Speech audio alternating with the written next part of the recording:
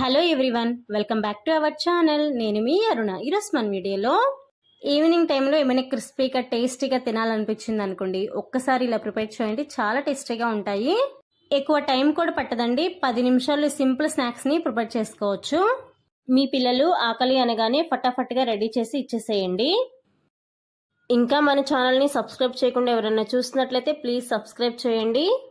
ముందుగా 2 sweet corn కండలను తీసుకొని కార్న్స్ని separate చేసుకున్నాను. ఇప్పుడు వీటిని రెడీగా పక్కన పెట్టుకొని ఒక మిక్సీ జార్ని తీసుకొని అందులో 4-5 పచ్చిమిర్చిని, ఒక చిన్న అల్లం ముక్కని వేసుకోండి. ఇందులోనే స్వీట్ కార్న్స్ని ఒలుచుకొని రెడీగా పక్కన పెట్టుకున్నాం కదా, వాటిని కొంచెం కొంచెంగా వేసుకుంటూ వాటర్ ఏమి వేయకుండా కోర్స్గా బ్లెండ్ చేసుకోండి. ఈ స్వీట్ కార్న్ని కోర్స్గా బ్లెండ్ చేసుకొని తీసుకుంటేనే మనం తినేటప్పుడు మధ్య మధ్యలో స్వీట్ కార్న్స్ తగులుతూ టేస్ట్ చాలా బాగుంటాయి. ఇప్పుడు ఒక మిక్సింగ్ బౌల్ తీసుకొని మనం ముందుగా గ్రైండ్ చేసుకున్న స్వీట్ కార్న్ పేస్ట్ని వేసుకోవాలి.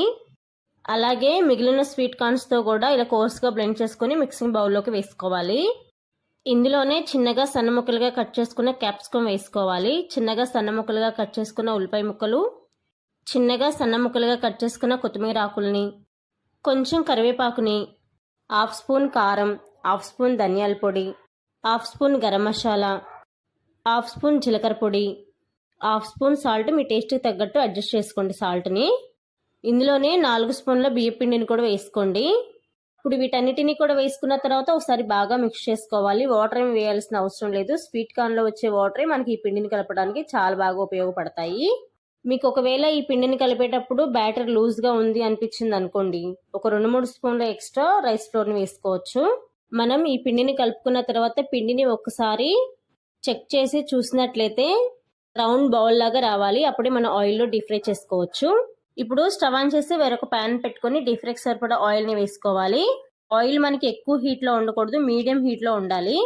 ఇప్పుడు మనం ముందుగా ప్రిపేర్ చేసుకున్న బ్యాటర్ని అరిచేతిలో చిన్న పిండి ముద్దను తీసుకొని ముందు రౌండ్ బౌల్ లాగా చేసి వేలతో ఇలా ప్రెస్ చేసినట్లు కనుక చేసినట్లయితే వడలు ప్రిపేర్ అయిపోతాయి.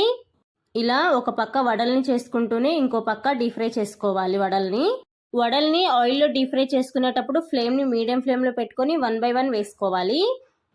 మరి ఎక్కువ వడల్ని ఒకేసారి వేయొద్దండి. అలా వేసినట్లయితే ఒకదానికి ఒకటి అతుకుపోయి మనకి వడలు కరెక్ట్గా రావు. ఈ వడల్ని మీడియం ఫ్లేమ్లో పెట్టుకొని మాత్రమే డీప్ ఫ్రై చేసుకోవాలి. హై ఫ్లేమ్లో పెట్టి కనుక డీప్ ఫ్రై చేసుకున్నట్లయితే తొందరగా కలర్ వచ్చేస్తాయి కానీ లోపల పచ్చిగానే ఉంటాయి. లో ఫ్లేమ్లో పెట్టి డీప్ ఫ్రై చేసుకున్నట్లయితే ఆయిల్ ఎక్కువగా పీల్చేస్తాయి. అందుకని మీడియం ఫ్లేమ్లో పెట్టుకొని గరిటెతో కలుపుకుంటూ డీప్ ఫ్రై చేసుకోవాలి. ఇలా ప్రిపేర్ అయిపోయిన వడల్ని టిష్యూ పేపర్ పెట్టుకున్న ప్లేట్లోకి వేసుకోవాలి. సేమ్ ప్రాసెస్లో అన్నిటినీ కూడా మీడియం ఫ్లేమ్లో పెట్టుకొని క్రిస్పీగా అయ్యేంత వరకు కూడా ఫ్రై చేసుకోవాలి. వీటిని కూడా టిష్యూ పేపర్ పెట్టుకున్న ప్లేట్లోకి తీసుకోవాలి. ఎక్స్ట్రా ఆయిల్ ఏమైనా ఉన్నట్లయితే టిష్యూ అబ్జర్వ్ చేసుకుంటుంది.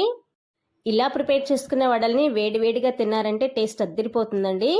ఇంట్లో స్వీట్ కార్న్ ఒక్కటి ఉంటే చాలండి, మీ పిల్లలు ఆకలి అనగానే ఫటాఫట్గా రెడీ చేసి ఇచ్చేసేయచ్చు. ఈ వీడియో కనుక మీకు నచ్చినట్లయితే మీ ఫ్రెండ్స్ అండ్ ఫ్యామిలీ మెంబర్స్కి షేర్ చేయండి. సేమ్ ప్రాసెస్లో మీరు కూడా ప్రిపేర్ చేసుకొని టేస్ట్ ఎలా ఉంది అని చెప్పేసి నాకు కామెంట్ సెక్షన్లో కామెంట్ చేయడం మాత్రం మర్చిపోవద్దు. ఇలాంటి simple and tasty yummy recipes కోసం మన ఛానల్ని వెంటనే సబ్స్క్రైబ్ చేయండి. So thanks for watching my video.